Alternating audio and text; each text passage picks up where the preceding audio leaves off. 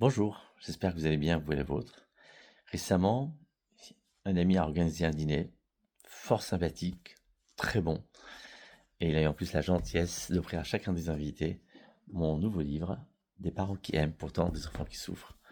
Et à cette occasion, il a pris la parole et il a parlé de son père, un homme formidable, mais qu'il décrit malgré tout comme une personne extrêmement réservée, comme l'étaient fréquemment les pères de l'époque, où ils n'exprimaient pas leurs émotions. Et il dit à tel point qu'il doutait est-ce que son père l'aimait vraiment. Jusqu'au jour où, alors qu'il était jeune ado, il a fait un malaise, où il a perdu connaissance. Et quand il s'est réveillé dans les bras de son père et qu'il lui disait comme ça, mon fils, mon cher fils. Et là, il dit, ah, ça va, il m'aime. Je vous raconte ça pourquoi. Je pense que les parents n'ont pas conscience à quel point est-ce que les enfants de manière générale, mais surtout les enfants de notre génération, qui sont particulièrement vulnérables, à la fois ils sont beaucoup plus vulnérables, à la fois il y a une agressivité ambiante et une méchanceté gratuite qui est beaucoup encouragée aujourd'hui. Et donc ils sont particulièrement fragilisés. Donc ils ont besoin de force et d'énergie pour contrer cette agressivité. Notamment les jeunes, quand subissent un harcèlement scolaire, la technique, c'est quoi? C'est à la fois d'essayer de travailler sur l'extérieur. Donc, quand c'est harcèlement vient par exemple récemment de toute une classe à l'égard d'un élève, je me suis permis de donner un cours sur l'empathie dans cette classe, mais aussi et surtout de consolider l'enfant. Parce que si un enfant est solide à l'intérieur, il est moins sensible aux attaques extérieures. Si un enfant sait ce qu'il est et ce qu'il n'est pas, et qu'il a confiance en lui, alors il y a moins d'impact. L'impact dépend énormément, beaucoup plus que de l'agression extérieure, il dépend de notre vulnérabilité personnelle.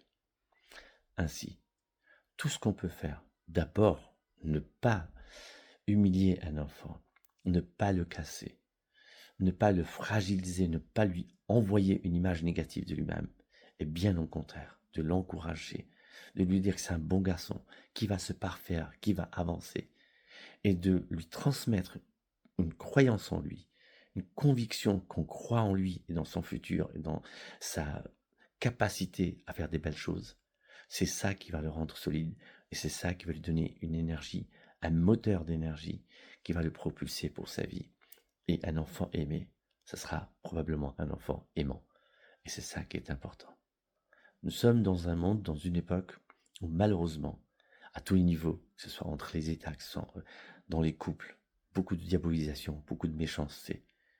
Moi, je pense que, de même que les anciens, ils ont dit, le 21e siècle sera spirituel ou pas. Effectivement, il est entre guillemets spirituel, mais dans le mauvais sens du terme. C'est-à-dire, on a apporté, avec le wokisme, des idées complètement erronées, et surtout, beaucoup de diabolisation de l'autre, des autres, des hommes, division dans le couple, favoriser les divorces. Bref, une agressivité, une méchanceté gratuite. Moi, je dis que peut-être qu'il est temps de se réveiller, de faire stop, de faire barrage à tout ça. Et au contraire, d'enseigner l'empathie, d'enseigner la compassion, de revenir à l'ancienne règle de morale et d'enseignement de la morale dans l'éducation. Et effectivement, tout faire pour sauver les couples. N'oubliez pas que quand vous sauvez un couple, vous sauvez une famille, vous sauvez des enfants qui sont eux-mêmes les futurs parents de demain. Je dis, essayons chacun à son niveau de contribuer à un monde meilleur.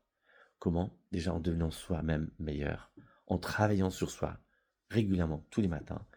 Je dois me dire, est-ce que je suis un bon garçon? Est-ce que je suis une belle personne? Est-ce que je fais ce qu'il faut pour que ce monde soit un peu meilleur? Chacun à son niveau. Je vais vous donner un exemple concret. C'est comme pour l'écologie. Moi, j'ai pris pour habitude depuis un certain temps, ou bien de ne pas verre dans les verres en plastique, ou alors si jamais je suis dans un buffet où il n'y a que des verres en plastique, je prends le verre et le même verre, je l'utilise pendant toute la réception et non pas à chaque fois que je veux boire, je vais changer de verre. C'est une petite action, mais c'est une petite action qui a quand même son intérêt.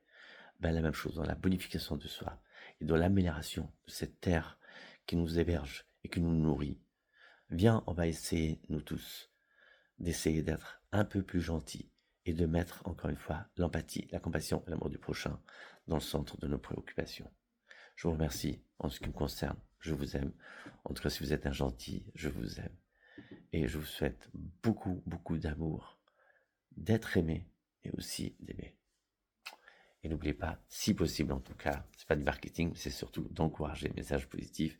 Toute la trilogie est bonne avec savoir s'aimer, couper les clés pour réussir et surtout des parents qui aiment pourtant des enfants qui souffrent, disponibles à la FNAC. Merci à FNAC Bourgognette de m'avoir invité. FNACtier, merci beaucoup.